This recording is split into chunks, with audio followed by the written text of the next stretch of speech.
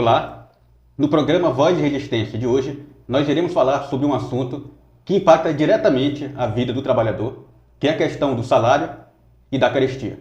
Todos os trabalhadores, quando vão no supermercado, percebem que o seu salário, apesar de ter aumentado nos últimos anos, você não consegue mais comprar, você tem a sensação de que você não consegue comprar os mesmos alimentos que você comprava no passado. No programa de hoje, nós vamos ver que isso não é apenas uma sensação de alguns cidadãos brasileiros, mas de fato é baseado em números e em cálculos que provam que o salário mínimo, infelizmente no Brasil hoje, não está dando para que o trabalhador consiga se alimentar, pagar suas contas e realmente conseguir ter uma vida digna.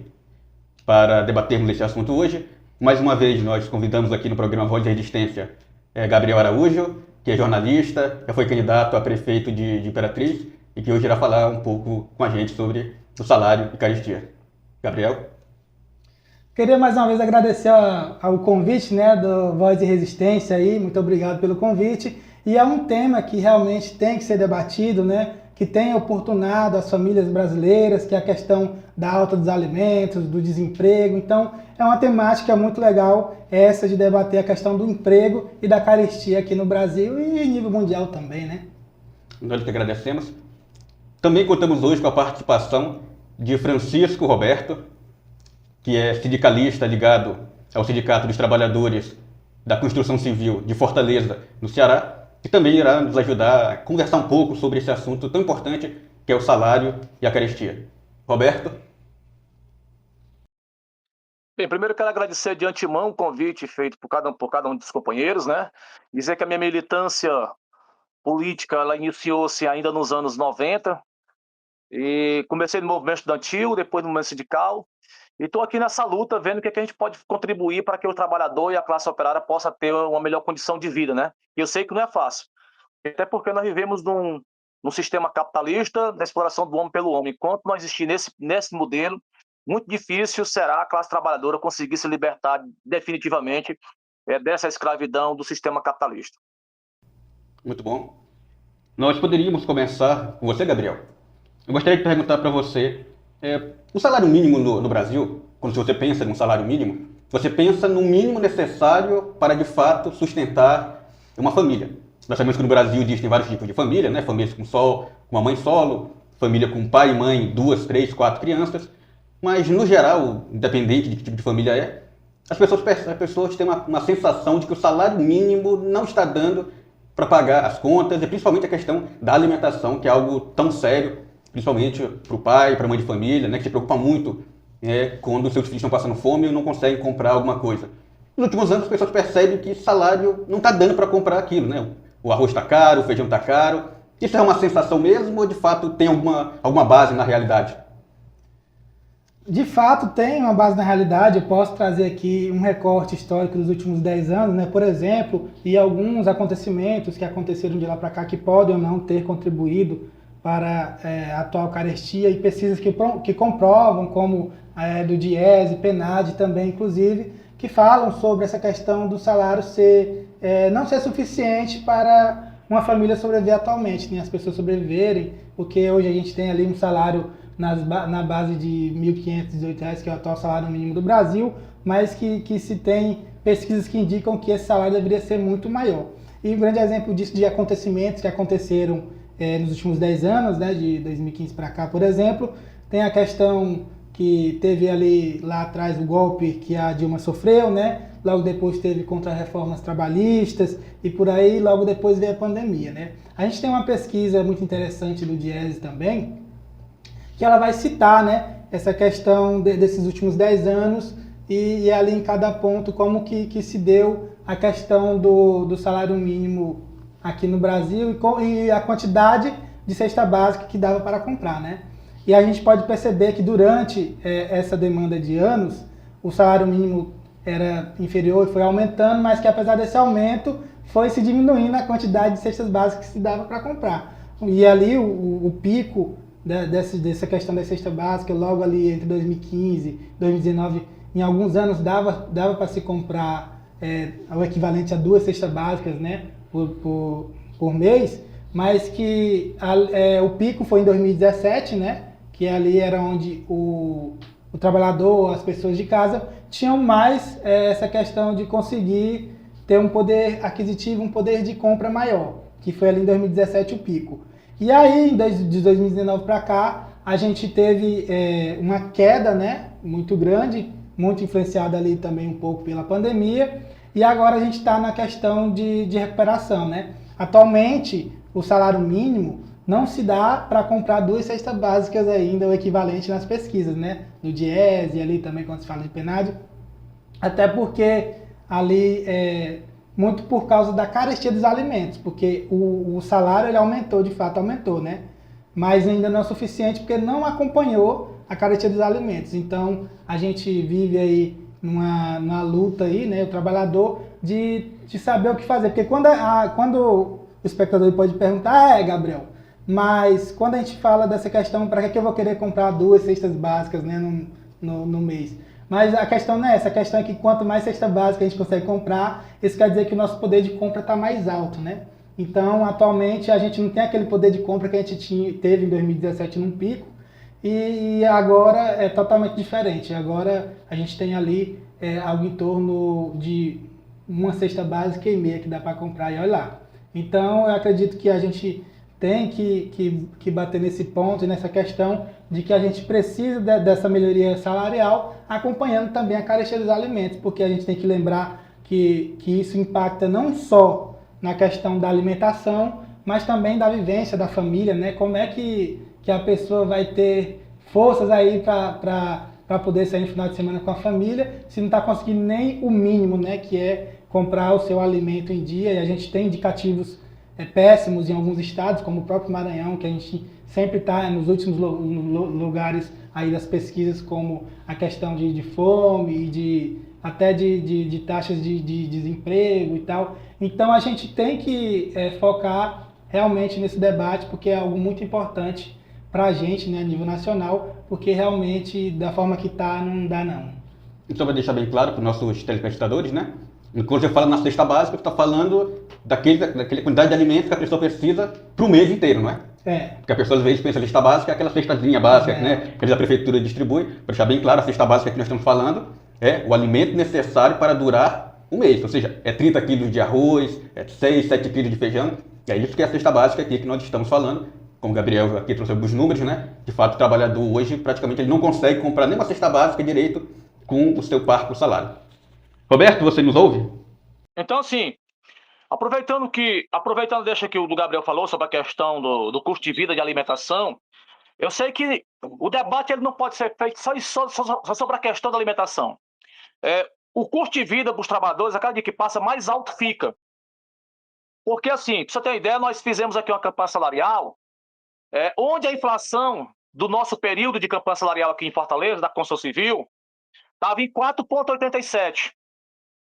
E a gente conseguiu um reajuste salarial acima da inflação. Para os serventes, a gente conseguiu 7%, para você ter uma ideia, quase 3%, mais de 3% de aumento. Para o profissional, quase 3%. Mas, mesmo assim, esses índices em cima do salário da gente, profissional, ou o salário mínimo mesmo, que é o do servente, é insignificante. Porque que sabe que o custo de vida do trabalhador é superior a qualquer índice inflacionário apresentado pelo governo federal ou pelo Banco Central. Porque a base de tudo não é só a questão da alimentação. Dentro desse salário, e da própria cesta básica, tem a questão da educação, da moradia, pagamento de água, luz. É uma série de coisas que está embutido nesse salário e que é impossível, mesmo sendo calculado pelo Diese no valor de quase mais de 7 mil reais, mesmo assim, para o custo de vida hoje dos trabalhadores, seria insuficiente. Porque, infelizmente, o mercado está globalizado e, enquanto nós recebemos em real, o mercado calcula em dólar, né? Então, assim, é difícil acompanhar uma situação dessa. Não é à toa que a miserabilidade deste país tem aumentado cada vez mais. E aí a gente sente, não precisa nem fazer termômetro aí, ou cálculo, porque é só você andar pelas ruas desse Brasil, dos nossos estados, para ver o número de pessoas que hoje moram na rua, o índice de criminalidade que tem aumentado neste país, né? Sem se falar na criminalidade, no crime organizado, nas instituições religiosas que se diz representar Deus aqui na Terra e, no entanto, está representando mesmo é o diabo mesmo. Então, assim, é uma série de coisas que a gente tem que entender, né? O motivo dessa miséria e por que não há interesse do governo federal, estadual, municipal, nem o Congresso, nem a Justiça resolver o problema, porque o entendimento que a gente tem é que quanto mais existir miserabilidade, mais gente pobre, mais gente caindo pela beirada, é mais fácil esses caras se manterem no poder, né? Então é um debate que a gente tem que fazer muito profundo no sentido de organizar a classe trabalhadora. E é difícil para nós organizar a classe trabalhadora ou conscientizar ela desse sentido, porque um homem mal alimentado, um homem que não tem recurso, né, o que ganha mal dá para comer, dificilmente ele vai parar para pensar em alguma coisa, principalmente na política, né? Então, é muito difícil para nós, as lideranças sindicais, ou lideranças comunitárias, ou lideranças de bairros, organizar a classe trabalhadora no sentido de fazer com que eles entendam que eles não são só não só pessoas de produção, também são pessoas políticas. Então, é um debate que a gente tem que aprofundar bem direitinho para que as pessoas possam compreender, né? Muito bom, Roberto. Aproveitando que você trouxe essa deixa da diferença do salário mínimo calculado pelo DIEESE, que é do Departamento Intersindical, e o salário mínimo real do brasileiro, que é o calculado em R$ 1.518, eu gostaria de perguntar para o Gabriel por que essa discrepância, né? Porque se o salário mínimo ele deveria ser o mínimo para garantir a qualidade de vida do trabalhador e o governo calcula em 1.518, mas aí vem o DIEESE, faz outro cálculo e chega a 7.500, 7.600, por que existe essa discrepância entre o salário mínimo ideal do DIEESE e o salário mínimo real, de fato, né, que é os R$ 1.518? Por que essa discrepância no Brasil? Eu acredito que é muito mais por causa do capital do que o trabalhador tem vontade, né? O trabalhador tem vontade das coisas. Como você bem disse aí, o salário mínimo atual hoje a gente está em R$ 1.518, né? Que não se dá para fazer nada. O salário calculado pelo DIEESE, ali em junho, um dos últimos meses aí, é entre R$ 7.400 e R$ 7.600. É uma diferença muito grande. É quase 5 vezes maior o salário mínimo atual, né? E aí, quando você fala dessa discrepância e que realmente não dá para entender, por exemplo, quando a gente fala de preço de cesta básica, lá nos estados brasileiros, na grande maioria ali, são mais de 50% do salário mínimo para se comprar a cesta básica, né? Ali vai mais 50% da renda da pessoa para a pessoa conseguir se alimentar. Isso na maioria. Já quando vai para ali o estado de São Paulo, isso salta para mais de 60% do seu salário. Ou seja, a pessoa tem que começar ali com um salário mínimo que é de 1.518, começar a escolher as coisas, né? Por exemplo, esse mês eu vou pagar o quê? A energia, a água, porque geralmente as pessoas colocam a alimentação em primeiro lugar, né? Porque a gente sabe que a fome dói, né? A fome bate, a fome dói, e aí tem pessoas que costumam falar que não, que isso é mentira, que a fome não existe. Aqui no Nordeste tem gente que morre de fome. Já aconteceu casos que a fome mata aqui no Nordeste e em outros locais do Brasil, né? Então a gente tem que ter esse cuidado de noticiar e tal, mas são acontecimentos que acontecem no nosso Brasil, né? Que infelizmente acontecem e aí a gente tem que traçar alguns meios de equilibrar essa diferença social. E aí entram, né, a questão de um Bolsa Família, entra aí a questão do Minha Casa Minha Vida, porque esses programas sociais, eles são verdadeiras barreiras, né, para tirar pessoas da fome, da pobreza extrema. E há muitos que se debatem no Brasil, principalmente para o sul, ali para a parte de baixo do Brasil, de que isso não existe, né? Eu queria ver se fosse o pessoal, você, uma pessoa que fala disso, né? No caso lá para baixo, se fosse sua família morrendo de fome, se fosse seu filho, né? Então, existe esse debate de que deve-se acabar programas sociais? Não. Programas sociais têm que ser ampliados, justamente para tentar amenizar, não é que vai acabar, ele vai amenizar essa questão dessa desigualdade social que tem no Brasil. Inclusive, a gente sabe que tem uma desigualdade social muito grande aqui no Maranhão, no Nordeste e em outros locais do Brasil. Então, a gente tem que criar ferramentas exatamente para que as pessoas consigam se alimentar melhor, saiam dali da linha da pobreza, consiga um local para morar. Muita gente mora na rua ou então em casebres por aí, não tem onde morar, né, sem estrutura, esgoto a céu aberto. Então a gente tem que trabalhar a favor do social, né? Não esquecer isso, porque a gente tem que conseguir acabar, eu não sei, mas a gente tem que conseguir diminuir essa questão da igualdade social aqui no Brasil. Muito bem. Eu gostaria de perguntar para o Roberto, aproveitando que ele é do estado do Ceará, que é um estado que, nas últimas pesquisas que tem tido, né, tem um discurso muito forte que o Ceará tem crescido de desenvolvimento, crescido os índices econômicos. Eu gostaria de perguntar para o Roberto, que vive a realidade aí do Ceará, se esse desenvolvimento do Ceará realmente tem chegado nas pessoas. Se realmente as pessoas no Ceará estão sentindo que esse desenvolvimento econômico tem melhorado ou não a vida delas. Qual é essa visão que você tem, Roberto? Aqui no Ceará, as políticas sociais desse índice que o Ceará cresceu e tudo, infelizmente, chegou, mas não foi na classe operária, no que mora na periferia, né? Chegou para os grandes, para os ricos, né? O lucro. Só para vocês terem ideia, mesmo na época da pandemia, quem mais lucrou e ficou cada vez mais rico foram os empresários, enquanto a classe pobre empobreceu mais ainda.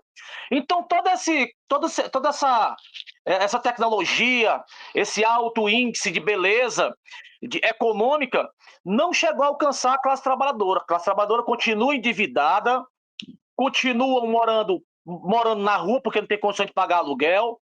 Só para você ter ideia, aqui em Fortaleza tem uma praça chamada a Praça do Ferreira, que era uma praça onde só tinha poeta, e os escritores, pessoal, né, para conversar. Hoje é uma favela. O pessoal faz barraca em cima dos bancos para poder dormir, para poder morar.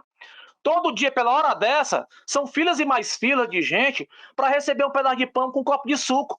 E muitas vezes ali é o almoço e a janta dele. Não, para vocês terem ideia. Porque enquanto a gente luta, como bem falou o companheiro aí, que nós temos que mudar, nós temos que fazer isso, como é que nós vamos mudar se nós não conseguimos conscientizar a classe trabalhadora, que ainda acredita no processo eleitoral, em votar nos candidatos que realmente vêm defender os nossos interesses? Infelizmente, o Congresso Federal, os seus 513 deputados, 81 senadores, que representam não a classe trabalhadora, mas representam os grandes empresários, o grande poder econômico, não estão nem aí para defender os interesses da classe trabalhadora. Então, só a nossa falácia de falar, de fazer ações, não vai resolver.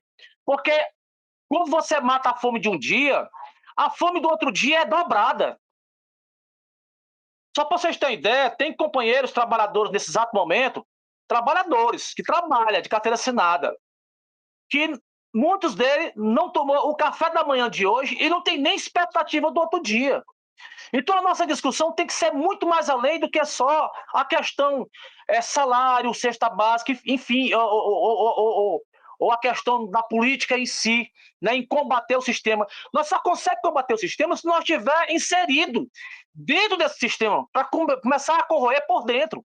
Infelizmente, a nossa militância de esquerda e comunista não acredita, acha que tem que ser através do processo revolucionário, né?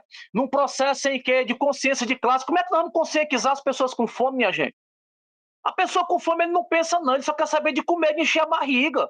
Hoje mesmo nós tivemos um canteiro de obra onde todo mundo parou, mas não foi porque a alimentação era ruim, porque a água estava quente, como todo dia, então os canteiros debatendo, não. Foi porque o cara cortou uma produção dele lá de salário. Aí todo mundo parou. Mas quando a gente abre no canteiro para brigar pela comida, pela água, uns param, outros não. Porque, o Habibi lá em casa, eu tenho isso, entendeu? Então os caras criaram uma política também individualista dentro da própria classe trabalhadora. Né? E como é que nós vamos superar isso? Nas condições precárias que hoje vive a classe trabalhadora.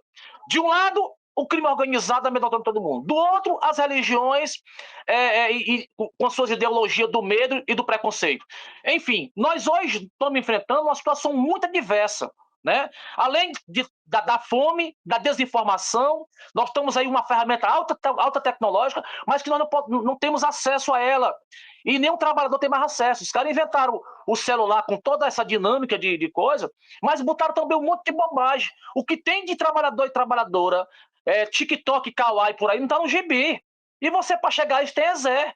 Então, assim, fica difícil para nós. Mas nem por isso a gente vai desistir. Agora, nós temos que fazer um debate onde a gente consiga influenciar ele na ferida do trabalhador. Fazer com que ele se veja não só como um operário, como um vendedor da força de trabalho, mas também como um ser político que pode participar, que pode fazer intervenção. O grande problema é organizar essa coisa. Ninguém organiza. Eu estou ainda passar para ver alguém organizar alguém com fome. Agora, que a classe burguesa, que os grandes empresários se preparem. Porque a cada dia que a miséria aumenta, a violência também aumenta. Então, esses shoppings ricos que já constroem um shopping com a sua própria cidade, fazem muros altíssimos para ninguém chegar lá perto, comprar ou participar, se a miserabilidade conseguir ser maior do que a riqueza, pode se preparar que não tem muro nenhum que segura a classe operária. Eles vão lá para cima, os esfomeados, quebra tudo, faz toda a putaria para poder sobreviver. E ninguém vai conseguir escapar disso. Muita gente vai morrer. Olha, eu estou muito preocupado com essa taxação que o Trump está fazendo aí ao Brasil, fazendo ao mundo. Quer dizer, tentando provar que é superior a tudo. E uma discussão dessa está amortiçada. Não tem um movimento social fazendo essa discussão na íntegra, com nota, com influência, vai só com o que os outros dizem. Então, é preciso fazer uma abertura nesse sentido para que a classe trabalhadora possa compreender os riscos que nós estamos correndo. Porque quando a gente vai falar sobre guerra, o que está acontecendo aí na Europa, na Ásia, é lá. É o pessoal da União Soviética com a gás, não sei o quê, mas não sabem eles que isso pode atingir a gente de cheio aqui. Então é uma série de coisas que nós estamos enfrentando e a conjuntura está tão rápida que você vai dormir de uma forma e já se acorda com outra situação totalmente diferente, adversa. Então nós temos que estar vigilante e tentar compreender como funciona a classe trabalhadora, para a gente entender do porquê que os meus filhos, os teus filhos, os nossos filhos, são influenciados pelo crime, pelas mídias, pela grande mídia, pelas religiões, né? Crianças de 12, 13, 14 anos estão se prostituindo para que tenham o que comer. E nós, pela nossa ignorância, muitas vezes dizem, um bicho desse ladrão, vagabundo, agora, por que foi que o cara entrou lá? Né? Que tipo de condições? Porque o Estado não está nem aí. Porque quanto mais tiver gente se drogando, quanto mais tiver gente na informalidade, quanto mais gente ignorante, sem educação, sem saúde, sem moradia, mais fácil de dominar. E aí nós temos que entrar com um debate nesse sentido. E é um debate de ação. Não adianta só ficar na nossa falácia, fazer as nossas notas, o nosso melhor jornal, se a classe trabalhadora massa não tem compreensão do que a gente está falando. Nós temos que mudar esse contexto. Muito bom. Inclusive, esse é o trabalho do programa Voz de Resistência, né? Que é justamente trazer esses assuntos, que no geral não é falado na grande mídia, né? Que no geral, você vai aí na mídia, estão falando sobre crise econômica que tem melhorado, a pobreza que tem diminuído, mas quando a gente vai realmente ali no supermercado, você pergunta para aquela senhorazinha que vai no supermercado, ela diz que a coisa está piorando, né? Então a gente realmente vê que há uma discrepância entre aquilo que são os dados oficiais e aquilo que a pessoa realmente vive na pele. E aproveitando que você trouxe essas questões, esses problemas que vêm acontecendo em Fortaleza ou no Ceará, que é um estado aí que, quando você observa os índices econômicos, tem melhorado. Quando a gente vem aqui, né, Gabriel, para o Maranhão, a situação talvez seja até pior. Porque quando nós falamos dos índices econômicos e sociais do Maranhão, o Maranhão está sempre tendo os piores índices econômicos, os piores índices de salário, de emprego. Inclusive, na última pesquisa do IBGE, o salário médio do maranhense foi fixado em R$ 1.077, ou seja, muito abaixo do salário mínimo de 1.518. Então, eu gostaria de perguntar do Gabriel se justamente essa questão do salário, da carestia no Maranhão, ele realmente vem causando esses problemas sociais que a gente vê aqui no Maranhão, né? Uma pobreza muito grande, uma saída do maranhense do estado, né? Que sabe aí que a maioria dos maranhenses, infelizmente, acaba saindo do estado para procurar outros lugares, né? Outros estados para poder ter um emprego melhor. E como é que essa situação econômica no Maranhão piora a situação do Maranhão, né? Exatamente, um ponto bem colocado aí pelo Caetano e também uma discussão muito boa aí do camarada Roberto, né?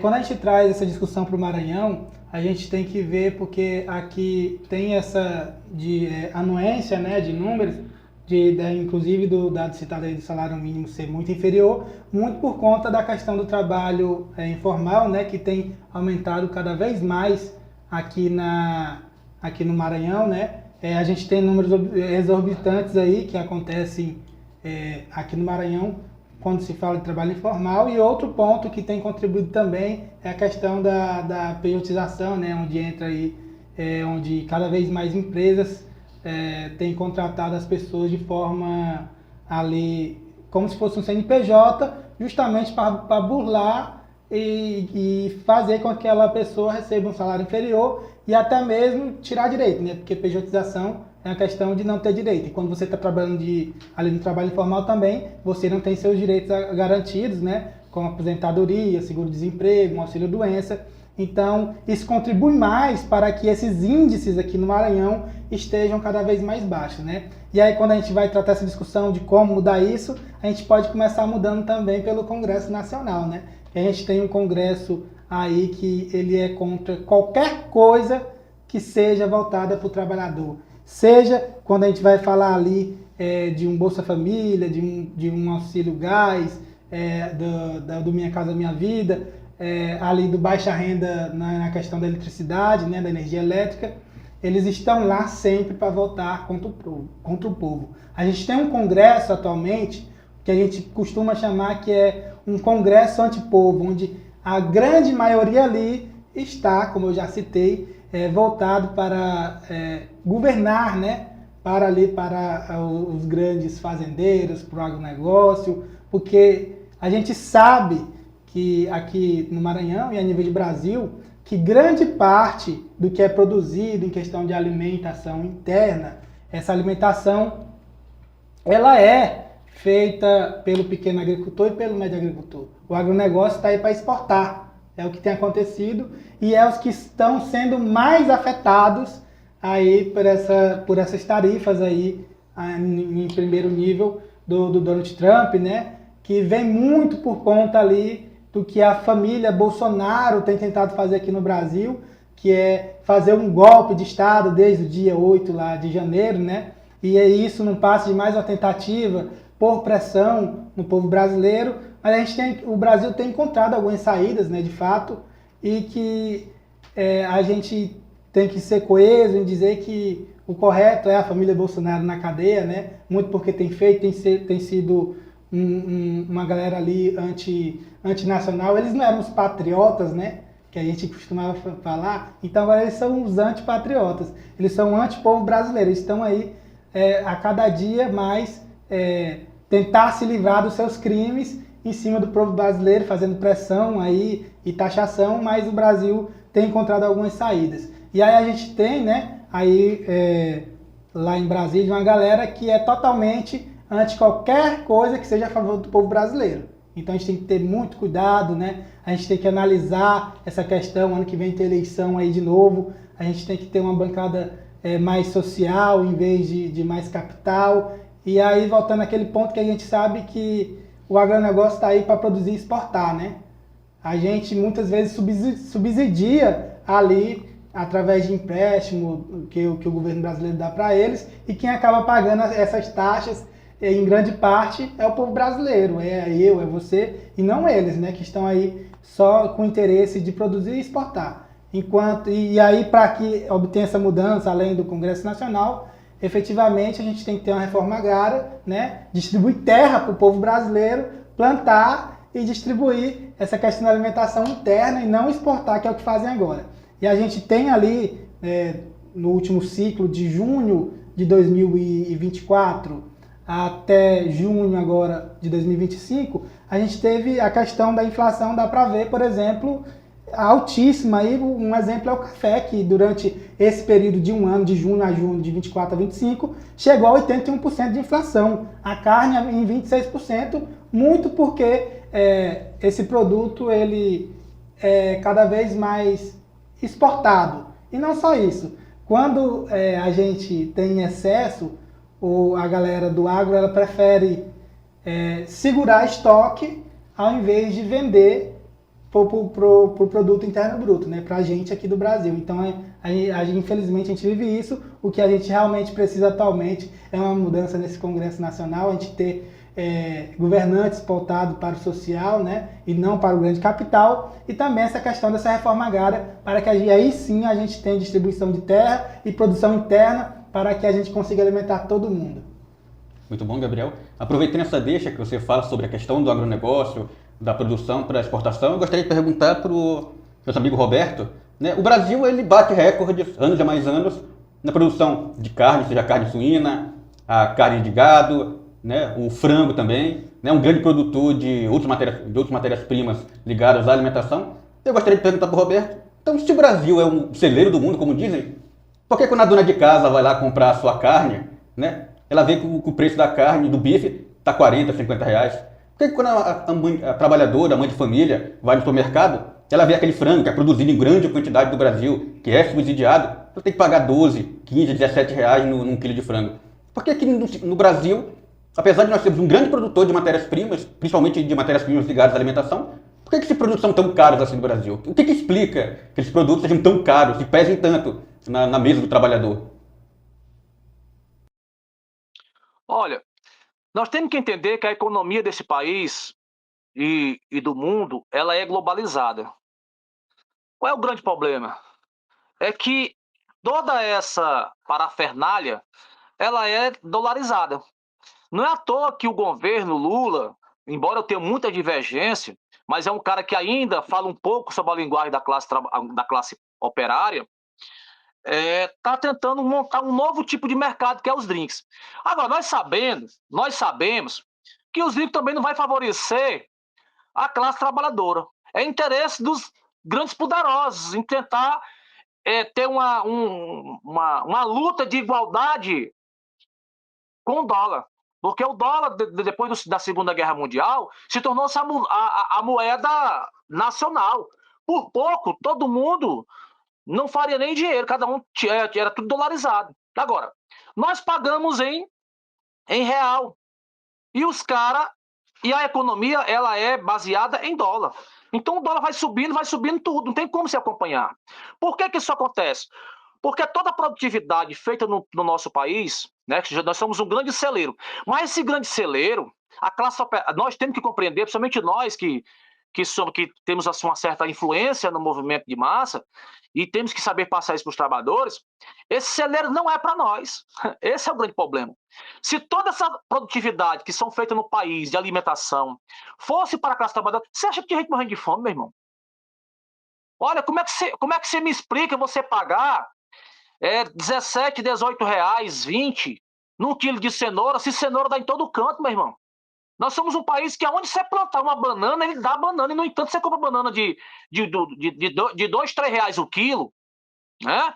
A batata doce, todo canto dá, até no monturo, se você botar uma raizinha ali, ela dá batata, e no entanto tem pessoas que nem batata tem para comer de manhãzinha cedinho no café, entendeu? Os caras conseguiram industrializar de uma tal forma que você tem porco em casa, você tem tocinho em casa, mas compra lata de óleo.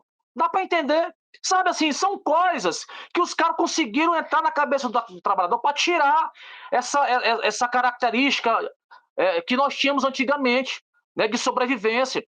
Industrializado, até o nosso pensamento hoje é industrializado. Quer dizer, é um negócio complicado, irmão. E não é fácil a gente conseguir. O grande problema é que esse celeiro que é feito, nós somos um país de alta produção, é suficiente e sustentável, mas é suficiente e sustentável para quem? Não é para nós. É uma sustentação em que a classe trabalhadora entra com a força de trabalho, né, produz a riqueza desse país, mas nem as migalhas têm direito. Porque à medida que ele se mobilizar para tentar brigar por aquilo, ele é tratado como bonequeiro, como vagabundo, né, preguiçoso. Cria uma situação em que nós começamos a brigar entre nós mesmos. Nem entre nós temos unidade para poder garantir nossos direitos. Por quê? Porque a política desse país é uma política capitalista. O que é capitalizar? É explorar. É a exploração do homem pelo homem. Não tem como a gente chegar e tentar dominar isso, porque a máquina continua ainda com esses caras. Ah, temos o governo que é de esquerda, mas o governo Lula, ele não representa ele não representa a classe trabalhadora, ele pode até falar alguma coisinha sobre a classe trabalhadora para poder amortecer a luta de classe que não existe mais nesse país. Cadê as greves? Tá, os professores passaram quase um mês de greve. Se não houve nada. Os professores desvalorizados, as escolas públicas sucateadas, né? O mercado desigual para a classe trabalhadora, uns vivendo bem, outros muito mal, né? O índice de criminalidade, como eu falei, aumentando, né? A miséria aumentando, a pobreza aumentando. Aí fica difícil você tentar uma balização dessa. É verdade. Somos um país rico, altamente sustentável, mas a sustentação não é para a classe trabalhadora, são para quem detém o poder econômico. Quem é que está organizado nesse país? São os caras. Tem boa educação, os filhos estudam na escola privada. O governo federal, por mais boa vontade que tenha, não consegue fazer porra nenhuma, porque, primeiro, está sozinho. Dos 81 senadores, se nós tiver lá uns 20 que vote a favor da classe trabalhadora, é muita. Num Congresso Nacional que agora eles querem aumentar, sair de 513 para quase para mais 20. Né? Então, qual é o interesse desses caras? É tentar se alicerçar os interesses da grande burguesia. Enquanto nós, a classe trabalhadora, estamos sofrendo. E o mais interessante é que somos nós que votam. Mas, em compensação, os caras se montam na miséria. Tu acha que há interesse desses empresários em fazer com que a classe trabalhadora saia dessas amarras, dessa escravidão psicológica e econômica? Não. Porque à medida que nós começarmos a criar gordura, nós vamos começar a ter olhos além do nosso quintal e do nosso terreiro. Né? Nós vamos começar a ter visões. Nós vamos querer comprar um carro novo, vamos querer viajar, vamos querer que os nossos filhos tenham educação melhor do que a nossa. E esses caras não há interesse deles de que o meu filho, o teu filho, os nossos filhos, se torne intelectuais, professores, físicos, engenheiros, não. Por quê? Porque vai disputar com os filhos deles, com os filhos dos grandes empresários. Por que para nós só tem curso de ferreiro, mecânico, eletricista? Você vê, o SES e o SESC, os cursos que tem é só para ser só para qualificação de mão de obra. Não é para intelectualidade, que não pode, é proibido, é dificultoso. Então, gente, é preciso, sinceramente, fica difícil a gente debater assim, porque a gente fica jogando só poeira ao vento, sabe? No ventilador, tentando encontrar uma alternativa de saída. Mas o pior de tudo, eu digo para vocês, porque eu passo por essa angústia todo dia, chego a falar sozinho em casa, é que as nossas discussões ainda não conseguiram chegar no coração das pessoas, porque 99% da classe trabalhadora pensa com a barriga, meu irmão, estão passando fome mesmo estão trabalhando, recebendo seu salário, mas estão altamente analfabeto de conhecimento, de técnicas, de sabedoria, porque os caras conseguiram dividir através da miséria a classe trabalhadora e fica difícil para nós chegar lá. É difícil, mas não é impossível, é lógico. Mas está muito difícil para nós. A gente fica procurando ali, não sei se vocês são dessa época de escolher arroz, você fica ali tentando escolher ali, tentando achar alguma escolhazinha, né? Hoje tudo industrializado, ninguém come mais arroz com escolha, eu vi bem tudo empacotadozinho, o feijão já é direto para a panela, ninguém nem lava mais. É uma série de coisas tão fácil que as pessoas têm preguiça de querer aprender. Só que para fechar, olha, hoje mesmo eu estive no canteiro de obra que tem 400 peão. A gente entrega o jornal em papel, com todas as informações, ainda fala, tem um aplicativo, e tu pensa que os caras lê, os mais educados amassam o jornalzinho aqui, fica segurando os outros, para amassar e nem olha, nem lê. Eles vão direto para aquela tabela de valor de salário e mais nada. Quer dizer, é assim que nós estamos vivendo. Estamos vivendo uma sociedade selvagem, né, sem escrúpulo, porque está aí a violência que tem aumentado nesse país, não existe mais esse negócio de amor próximo. Antigamente você passava pelo cidadão, boa noite, bom dia, chegava na casa do cara, o cara oferecia café, você passa pela pessoa, você tem medo. E no passado, quem não lembra, a gente tinha medo da caipora, de ter uma visagem, de ter um fantasma andando no mundo, né? Mas hoje não, nós temos medo de nós mesmos. Nós desconfiamos de nós mesmos na discussão. Na nossa própria organização é companheiro querendo derrubar o outro, porque é quem fala mais bonito, é quem se representa melhor. Quer dizer, são certos absurdos que nós temos que começar a nos entender primeiro para poder levar essa mensagem mais fácil para a classe trabalhadora que está aí perdida. Está perdida. E eu vou dizer uma coisa para ti. Se nós não conseguir criar uma estrutura política de como chegar a esse trabalhador, falando na linguagem dele, que está mudando, né? Antigamente as pessoas não sabiam falar porque tinha uma certa cultura. Hoje o linguajar é totalmente diferente. E aí, maluco, todo mundo doidão. Aí, mas tu viu aquela bestada, aquela arrombada, não sei o quê. É desse jeito a cultura do nosso povo, da nossa juventude intelectualizada. Então é difícil, cara, é muito difícil. Mas não é impossível de nós abrir um debate, um diálogo, fazer uma formação para nós mesmos, para depois chegar até a massa, para poder tentar ver se a gente consegue aproveitar de 1.000, talvez tirar 100, e de 100 tirar 10, e de 10 tirar 1. Muito bom, excelente fala de você, né, Roberto, trazendo essa questão realmente, das vezes que as pessoas realmente pensam que talvez a gente não tenha uma saída para essa situação, que a gente sabe que realmente é muito complicada e que não será uma bala de prata que vai resolver todos os problemas sociais do Brasil, mas há algumas coisas que podem ser feitas para primeiro amenizar e depois, de fato, ir até o cerne da questão, que é realmente resolver esse grave problema do Brasil, como você falou, né, que é o celeiro do mundo, mas que o trabalhador vai no supermercado e realmente não percebe esse celeiro do mundo, né? A gente vê os produtos cada vez mais caros e cada vez mais rareando na mesa do trabalhador. E aproveitando aqui que o Gabriel foi candidato, não foi, à prefeitura de Imperatriz, cria ali no seu programa político algumas questões, né, que poderiam tratar sobre isso. Eu gostaria de perguntar para Gabriel, pensando a nível municipal, ou a nível do governo estadual, que tipo de ações podem ser feitas para mitigar essa questão da pobreza, para mitigar essa questão da falta de alimentação das pessoas, né, da desnutrição, etc. Quais são o que poderia ser feito, ou poderia ser melhorado? O que você acha que poderia ser feito no âmbito municipal e em âmbito estadual? Então, quando a gente traz essa questão para nível municipal, estadual, a gente tem que sim pensar na questão de distribuição de renda, né? Escola de tempo integral, né? Com que o aluno possa merendar algumas vezes ao dia. Eu sou prova viva disso, que esse tipo de coisa ajuda muito, porque eu já trabalhei em uma creche aqui social da cidade, que sem fins lucrativos, né?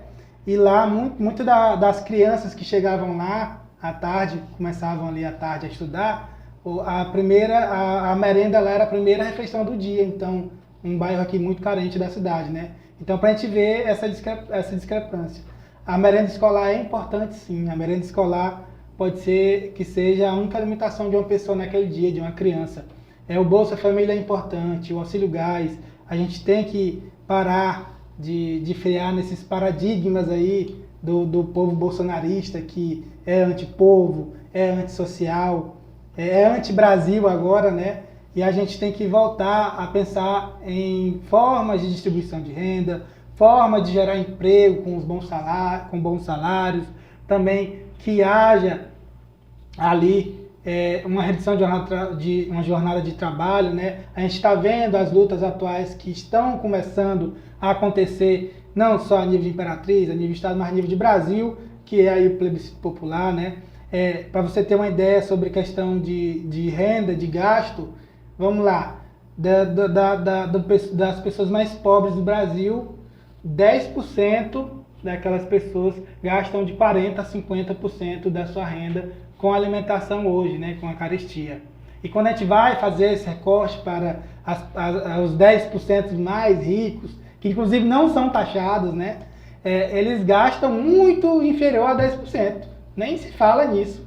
Aquelas pessoas que recebem 50, 100 mil reais por mês, que não pagam imposto aqui no Brasil, a gente está na guerra falando muito de tarifa, né? O Brasil está sendo tarifado, que tem que ser tarifado a galera mais rica do país aí, porque você, todo mundo que está nessa sala, o pessoal da técnica aí, paga imposto e não é barato. Enquanto isso, aí nessa discussão que está tendo sobre a redução da jornada de trabalho, né? Ali sair daquela jornada de 6x1, e ao mesmo tempo fala em taxar os ricos, para que aquelas pessoas que recebem ali até 5 mil reais por mês não paguem imposto, está sendo o maior estardalhaço lá em todo lugar, na Câmara, na televisão, em qualquer lugar, está sendo um estardalhaço. E a gente aqui, que já há muito tempo paga bastante imposto, né? Continua sofrendo com essa questão de pagar imposto, enquanto lá está a maior choradeira, porque isso que o governo está tentando fazer, de taxar em 10%, é apenas um brinde para os mais ricos, porque deveria ser muito mais. Porque a gente paga muito mais que isso, porque eles vão pagar só 10%, né? Então, a gente tem que ter essas análises aí, de quanto gasta, de quanto ganha. O povo mais rico não paga imposto, a gente que é mais pobre paga, porque realmente a gente vê que a gente tem uma bancada lá em Brasília que é totalmente antissocial, totalmente qualquer programa que esteja aí para ajudar o povo brasileiro. Então, realmente, como você vem falando, os programas sociais no Brasil, eles existem, mas pelo que você tem falado, né, eles são muito mal aplicados, né? Você traz aí a questão também do restaurante popular, né, que realmente, às vezes, a gente vê que não tem sentido, né? Você faz um restaurante popular no centro da cidade, mas a maioria das pessoas que realmente tem dificuldade moram na periferia. Então, há essa distância muito grande. Às vezes, o Bolsa Família também, o valor, às vezes, também não oferece, de fato, um valor que dá, né? Até porque as famílias são muito diferentes, né? E dentro dos trabalhadores, né? Aproveitando que o Roberto aqui tem a sua militância dentro do sindicato. Eu gostaria de saber dele se os sindicatos hoje, né, eles ainda são importantes para fazer esse tipo de discussão, né, porque no Brasil vem se falando ultimamente, né, o sindicato não serve mais para nada, né, não tem mais que ter CLT, não tem mais que ter leis trabalhistas, né, nós estamos vendo aí o crescimento da pejotização, né, então eu gostaria de saber do Roberto se o sindicato ainda é importante, ele ainda pode fazer alguma coisa, e se não está fazendo, qual é o problema que os sindicatos estão tendo aqui no Brasil? Porque a gente realmente vê que a classe trabalhadora às vezes cai muito nesse discurso, né, esse discurso dos coaches, esse discurso muito religioso, né, e acabam realmente não defendendo a sua classe, né? A gente vê inclusive trabalhador que defende o patrão. Né? Tem trabalhador aí, se você falar, por exemplo, aqui no Maranhão, se você falar de um dono de um supermercado, o pessoal só faz ficar louco, né? A nível de Brasil, é só falar do Elon Musk, pronto, aquela pessoa que mora lá no interiorzão do Maranhão, que não tem nem uma internet direita, mas não pode falar do Elon Musk, senão ele começa a espumar pela boca. Então por que esse trabalhador, às vezes, defende esse patrão? Né? O que está acontecendo? O sindicato não tá conseguindo chegar a esse trabalhador? Eu gostaria de entender, aproveitando que você tem essa militância há bastante tempo. Olha, o sindicato ainda é uma organização ainda muito importante para a classe trabalhadora.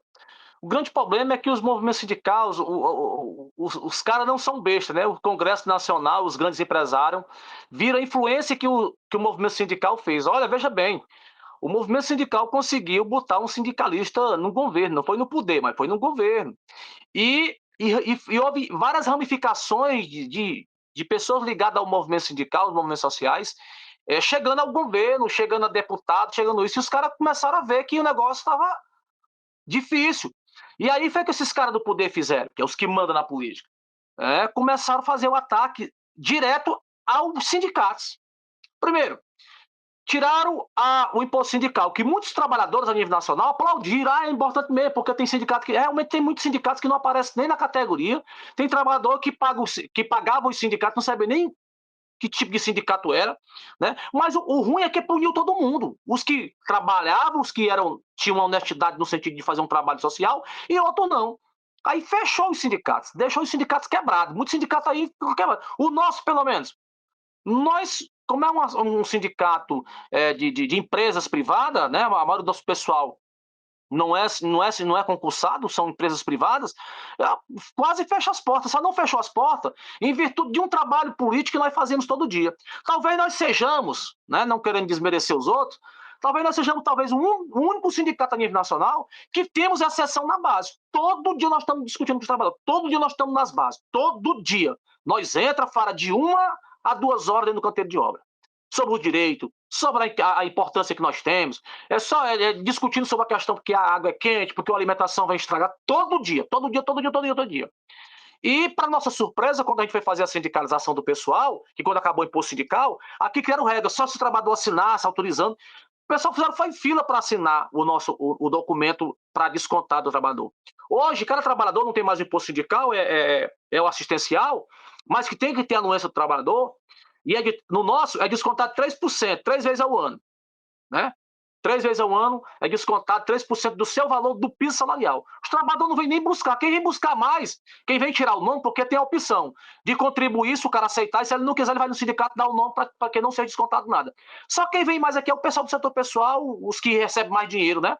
No caso, mestre de obra, encarregado, engenheiros, é que vem. Mas não abre mão do que a gente consegue. Né? Não abre mão da PL, que é uma ajuda de custo que a gente tem, que é como se fosse um 14º salário. Não é uma PL sobre o lucro das empresas.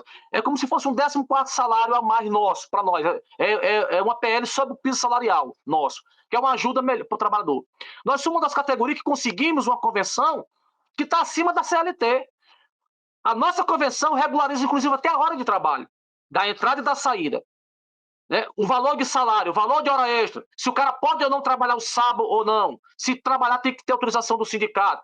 Né? Nós somos uma das categorias que pagamos o vale transporte, não é 6%, como diz a lei, isso é 1,5%. Entendeu? Assim, então tem certas coisas na nossa convenção que ajudam a valorizar o salário dos trabalhadores, que é muito pouco.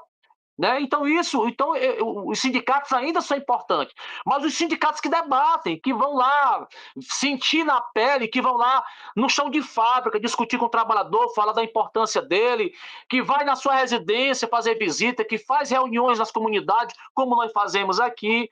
Então, assim, esses sindicatos ainda são importantes. Agora, tem outros sindicatos aí que são pelegos, são sindicatos ligados à patronal, são sindicatos que não estão nem aí para a categoria, tanto faz como tanto fez.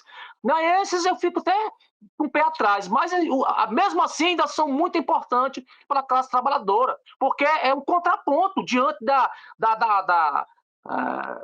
como é que diz? Diante da exploração de miséria que são expostos os trabalhadores da construção civil. Né? Então são conquistas interessantes, principalmente que nós temos aqui na construção civil, que outras categorias não têm. Por exemplo, na fábrica, nas indústrias, hoje tem um banco de hora que eu acho isso um puta roubo. Bando de filha da puta rouba mesmo na cara de pau. O trabalhador trabalha de graça. Você faz hora extra, faz produtividade e recebe em banco de hora. Isso é um assalto, cara. O patrão da construção civil é doido para implementar isso aí, mas é doido. Não conseguiu até agora. Graças a Deus não conseguiu. Graças à mobilização que a gente tem junto à classe trabalhadora. Porque se não fosse isso, nós estávamos ferrados. Por exemplo, nós fizemos agora 22 dias de greve. Antigamente, quando a gente ia para greve, a gente tinha que passar na porta das obras, empurrando o portão, botando o pessoal para fora, era no empurrão, era a polícia atrás metendo a chibata. Esse ano, pela primeira vez na história da construção civil, nós fizemos greve sem nem pisar nos canteiros de obra. Nós dissemos, pessoal, vamos lá para a nossa concentração, que aqui a gente chama de Praça Portugal. Vamos lá para a Praça Portugal. Quando nós chegávamos lá às 7 da manhã, 6 horas da manhã, já tinha lá 100, 200, 300 pessoas. Entendeu? Pronta para fazer o piquete, fazer a mobilização e nós sair no meio da rua fazendo o piquete. Então, para nós, isso foi, nós conseguimos uma coisa. Agora, houve a rebordosa, a patronal bateu pesado, cortou ponto de gente, a pessoa ficou sem salário, gente teve que pagar, gente ficou na dívida, uma boa parte foi demitida, outros foram contratados, mas os trabalhadores continuaram firme e forte com a gente. Então, isso. E outra coisa, a gente até achava que quando chegasse no canteiro de obra, o pessoal ia brigar com a gente, mas não, fizeram aplaudir, dando os parabéns. Então, existem as críticas, lógico. Nem Jesus Cristo conseguiu agradar todo mundo, imagine nós. Mas, cara, foi muito positivo. Então, o movimento sindical ainda é de grande importância. É uma pena que está se desviando, né? Com a entrada com a vinda do governo Lula, com o retorno do governo Lula nesse terceiro mandato, que é o Lula 3, o movimento sindical se engessou de novo, não pode fazer isso, não pode dizer aquilo, e muito pelo contrário. Esse era o momento dos movimentos sociais ir para a rua. Olha, só para vocês terem ideia, a direita e a extrema-direita está fazendo um papel melhor do que nós. Eles enfrentam, diz o que ele é. Quem diria? Eu jamais achava que nós tínhamos fascista aqui no Brasil, te juro. Eu achava que isso era cor da Alemanha mesmo, isso era cor de Hitler, lá na Alemanha, mas que nada, que tem pra caramba. Pra você ter ideia, a maior mobilização feita em todo o país pró-Bolsonaro foi aqui, domingo agora, no Ceará, pô. Deu mais gente aqui no Ceará do que em São Paulo e no resto do Brasil, só pra ter ideia. Né? Aqui pelo André Fernandes e o senador. Ixi, me esqueci o nome do filho do ego. Porque compraram, eu sei que deram dinheiro para os caras estar tá lá.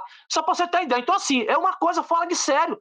Eu nunca pensei que existisse tanto fascista, tanto canalha, né, nesse Brasil como existe. Pessoas que defendem a taxação, que tem que taxar mesmo. Pessoas que acham que tem que tem que ter juros altos mesmo, que tem que acabar com a educação porque não presta, tem que fechar o SUS porque não presta. Esses caras estão loucos. Diz que exemplo maior de política é dos Estados Unidos. Olha, veja só a ignorância desse povo. Aqui, os caras são atendidos, tudo bem. As UPAs, o atendimento médico, a educação não é de qualidade, não é porque não é qualidade, é porque não há estrutura, o governo não dá estrutura para isso. Enquanto o governo dá R$ 50 para a educação, R$ 20 para a saúde, o sistema. Eita, pô, esqueci. O sistema do empresário, né? Que é as estatais dos empresários, ganha muito mais. O número de faculdade particular que tem aqui no Ceará, como tem no Brasil, tudo é imenso. A margem da educação e da saúde aumentou. Olha, e da morte também. Só para ter ideia, o número de funerárias que aumentou aqui no estado do Ceará está no gibi. Parece que é um em cada esquina. Entendeu? Parece cor de motel, um em cada esquina.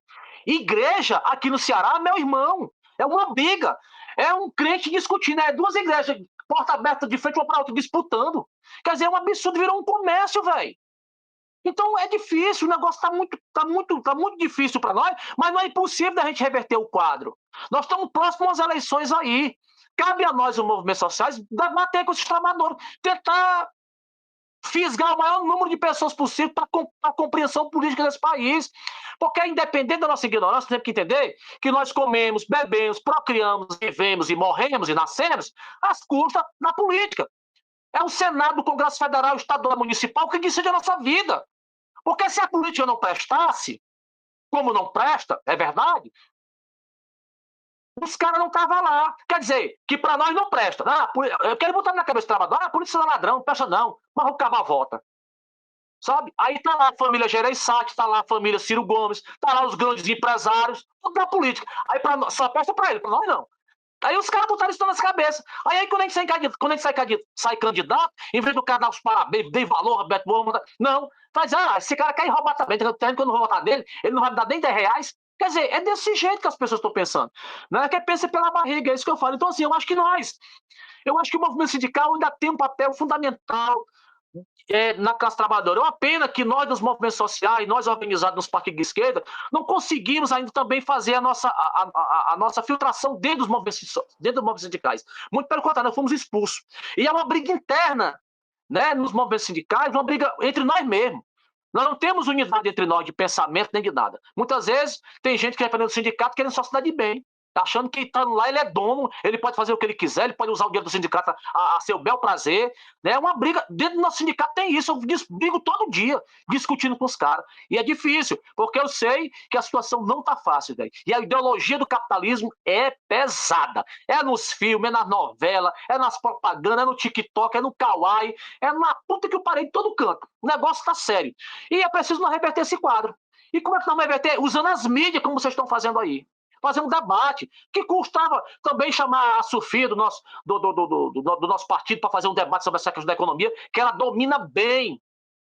Então, o Edilson, então esses caras, assim, para fazer, o bom seria que toda semana nós tivesse um debate desse jeito, botasse no TikTok, no carro e chamando todo mundo para esse debate, para poder debater, porque a direita está sabendo usar, nós é que somos bestas, não estamos sabendo usar essa ferramenta a nosso favor.